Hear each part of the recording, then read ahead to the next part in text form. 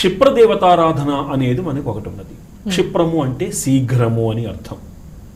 కలియుగంలో కలౌ చండీ వినాయక అని శాస్త్రం.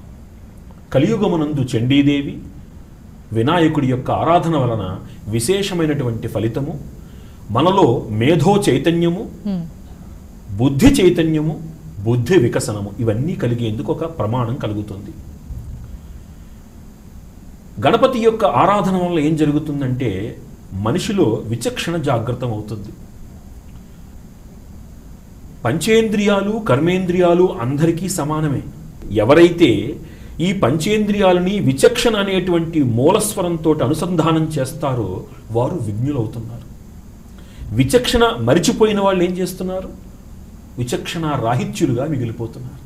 ఆ విచక్షణ మనిషిలో జాగృతం కావాలి అంటే గణపతి యొక్క ఆరాధన శ్రేష్టం. మనలో